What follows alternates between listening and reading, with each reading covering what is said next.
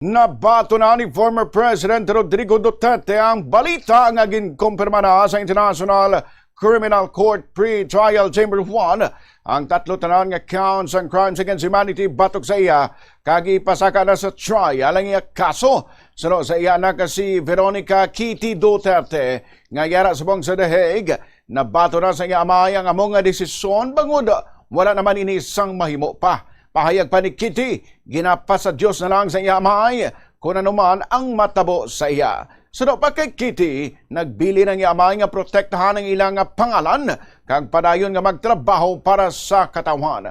Sa personal nga opinyon, ginsiling ni Kitty nga apisad dismayado sila sa natabo, wala na sila nakibot sa mga desisyon, pati na sa pagbasura sa appeals chamber sa ila pilar kaangot sa jurisdiksyon sa kaso. He knows about the decision already and I do not initiate conversations with him about it because it might ruin his mood, but he knows and so far he is accepting of it, no?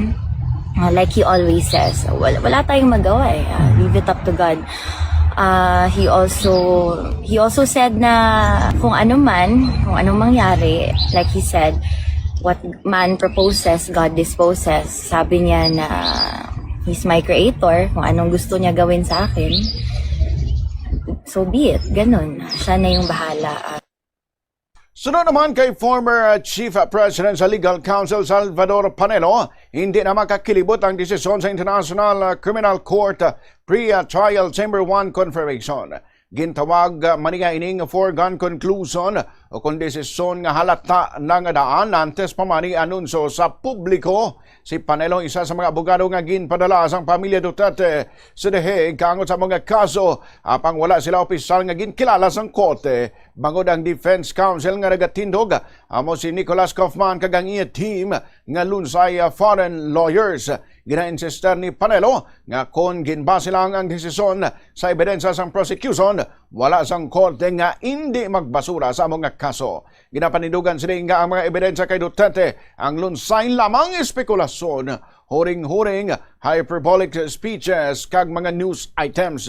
Sa statement naman sa International Criminal Court, ginsiling sa spokesperson nga si Orian Malade nga mangin patas ang trial. Sa ICC, kagatagan man sang tiempo ang defense team agud nga preparahan ang kaso. Ginsiguro man nga padayon nga tahuron ang kinamatarong sang mga biktima.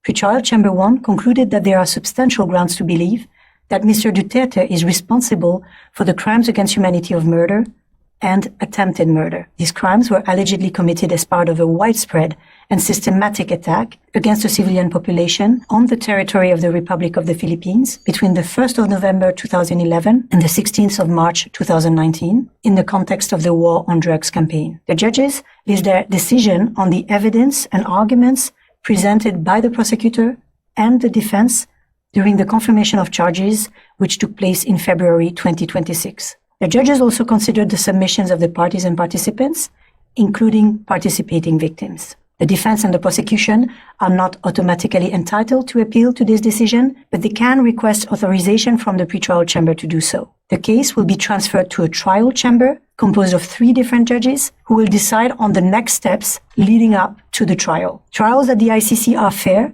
and impartial, and the defense will have sufficient time to prepare its case while respecting the rights of victims. Si Orian Malade ang spokesperson sa International Criminal Court.